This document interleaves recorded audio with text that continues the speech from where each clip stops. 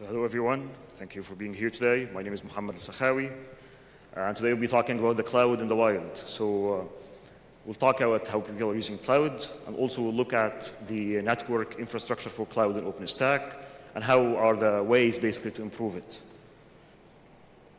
once I figure out how to use this. So basically, cloud computing is right now everywhere. You could imagine someone actually watching this OpenInfra video that we're having right now, and this will be a very simple diagram on how this is happening. Bob will be sitting somewhere and just opening an OpenInfra video and watching it, but it's actually more complex than that. Again, once I figure out how to use this. Yep, I'm good. So assuming Bob is in Canada, he's opening his phone, trying to watch this video in Turkey, we'll go through lots of hops actually to achieve that. First one will be going through the network in the cellular devices. So basically, it'll be going through a cell phone operator, from that to an ISP, which also will be operating cloud. We'll talk about that in a sec. We'll be going TORX, which is Toronto Internet Exchange, from there a set of submarine cables to Istanbul Internet Exchange here in Istanbul, and to an ISP, and from there to a content provider which provides the video. But again, this is a very simple diagram. So if we look further into it, we'll find that cloud is actually everywhere in this diagram. So the ISP, the network cellular operator, Toronto Internet Exchange, Istanbul Internet Exchange, all of these are using cloud, some sort of cloud at the end of the day. But if we even look further into this diagram, we'll actually find that there is more details in it that are not installed in this diagram. So if we look at this, we're basically looking at the same person, but they're trying to reach that through a set of more services that operate in the cloud. So cell phone operators operate clouds at the edge, NFV, billing, VAS, point of presence as well. The same goes with ISPs, which do the same for their users at the end of the day. There's also the exchanges and the CDNs. CDNs are content delivery networks, which also do the same for passing over the traffic from their end users to the content providers. And we go through a set of mesh of submarine cables, which basically transfer those data from the source to the end users.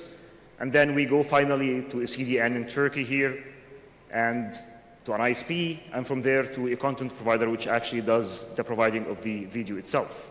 What we see here is a very diverse number of clouds, different requirements, different set of metrics that need to be established to do that. And the more hops we find is basically the more latency we induce into this traffic at the end of the day. So clouds operating in those fields have to be very fast. They have to find a way to pass traffic very fastly to avoid adding incurred latency. And to give you a glimpse on numbers, the traffic between Canada and Turkey, we're looking at 140 to 150 milliseconds of latency.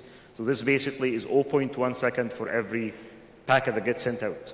So if throughout the way there is lots of induced latency, there's also a problem with that. So industry adoption of OpenStack, as the guys mentioned earlier today, there's lots of presence right now in industry, in different aspects of industry, such as internet sectors, domain registrars, VoIP, hosting, and other sectors as well. There is a massive presence also in telco. Obviously, telco, most of the telcos I'm familiar with actually use some sort of OpenStack. Finance also, which use OpenStack for their day-to-day operations, and HPC and R&D sectors. And very lastly, also academia. Academia had lots of interest now in the open source aspect of OpenStack and the OpenInfra Foundation. So this aspect is actually reflecting right now into solutions that are done in research. So a point of proof of concepts or points of presence basically for end users are done also in open source markets. Some challenges with this aspect, that we have lots of different sectors adopting OpenStack, is that these different sectors have broad range of requirements. So not everything within an open or generic cloud fits those kind of requirements. And not all are natively supported. There's also performance metrics are very diverse. So as I mentioned, clouds operate in different regions, such as we're talking about NFV, back-end operations, front-end operations, and all of these have very different requirements at the end of the day. And general purpose clouds can sufficiently do some of these, but there's also purpose-specific clouds such as GPU, HPC, and NFV, and so on. There's also different scales of clouds. We're looking at clouds that scale from tens of servers to thousands of servers, or even hundreds of thousands of servers, such as telco and HPC. And lastly, we have different user base. So there are users that are very expert in how to use the cloud, and there's also different users that are very novice when it comes to technologies for the cloud itself. So we'll dig a bit deeper into the OpenStack's virtual networking layout, and because of this, it adds a latency to every packet that gets sent out. So obviously, to fit the requirements for an OpenStack in different fields, we need to ensure that there is multiple different deployments of OpenStack when it comes to networking. The traditional deployment of OpenStack, the virtual networking, happened using a good old Linux bridge. It's very simple when it comes to deployments. It still exists in lots of deployments right now. It's very limited when it comes to feature sets. OVS or Open vSwitch showed up after that, and they started seeing more feature sets, however, it led to a complex set of deployments. And lastly, which is the gold standard right now, is OVN. OVN tries to follow a more native approach with a minimalistic number of agents, so basically centralizing the control plane for OVS itself. And you can see a very good comparison of this in this link here. What you see here in the left-hand side right-hand side is basically a VM in the traditional OVS deployment of OpenStack, where it basically sends packets through a set of different components within Linux itself. We're looking at OVS, Linux bridge, tab devices, V8 pairs as well. And all of that, as you can tell, it's very clumsy. There is lots of components in that. And each component adds its own latency or computational overhead to a packet. So generic networking is in for everyone. If you know that there is lots of traffic that actually requires low latency and high throughput traffic, we're basically looking at deploying, let's say, a supercomputer in a cloud, or even NFV and Teleco. All of these require very low latency, small size of packets, and very high throughput for their traffic. So there's multiple paths that have evolved throughout the years on how to achieve that, and they are basically implemented differently by every operator, but they all revolve around those three options. The first one is DPDK, Data Plane Development Kit. The other one is SRIOV, which is widely used right now by telco operators. And lastly is even direct path-through. I've seen that in the field. Some users still require a full access to a full PCI card. So to have a very quick look on the differences between those three deployments, this is a generic deployment of OpenStack's network. When you deploy OVS, we're looking basically at the QEMU process on the left-hand side here, and the user space, and lots of pieces of the Linux network stack, vhost pairs, V8 pairs, OVS forwarding plane, all of that in the kernel space.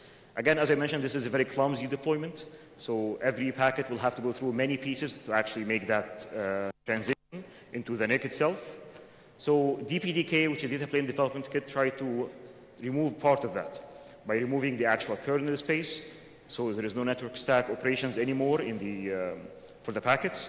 But in the user space, basically dedicated processes that try to focus on sending the traffic directly from the user space to the NIC itself.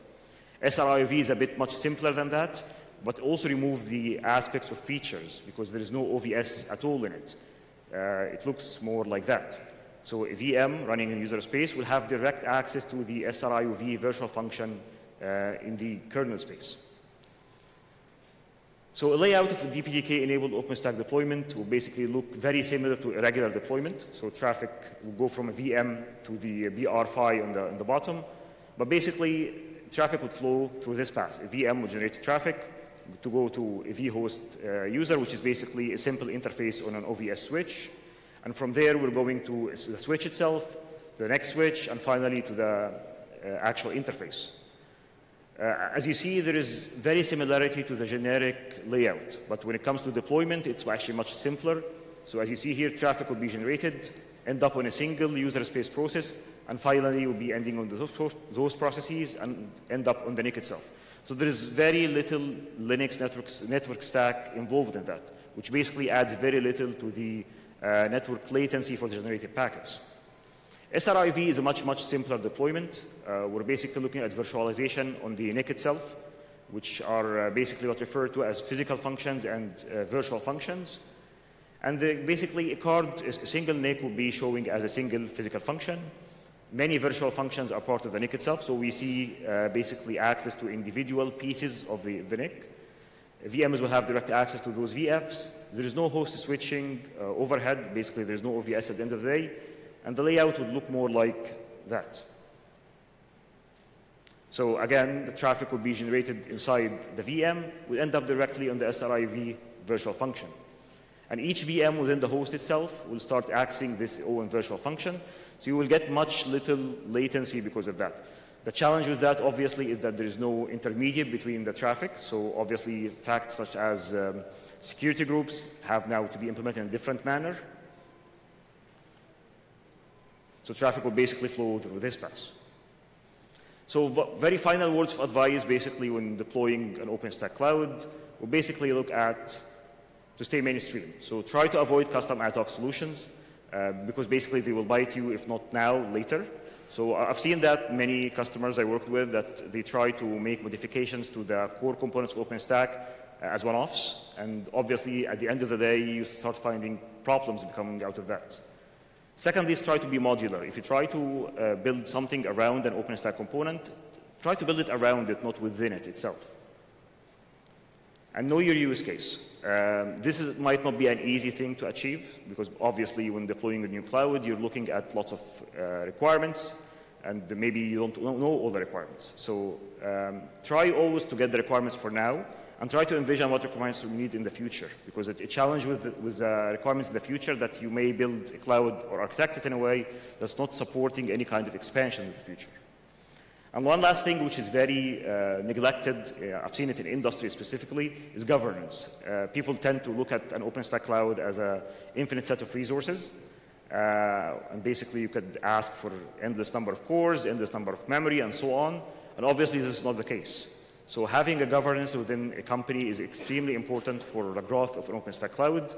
And secondly, that while it can be very flexible at accommodating requirements, such as low latency traffic or high throughput traffic, try to make sure that actually the use cases need that. Because if the requirements do not need it, you'll find yourself modifying a lot in your deployment just to support those kind of strange use cases. That's basically it. Thank you for your time today, and I hope you have a good rest of the day.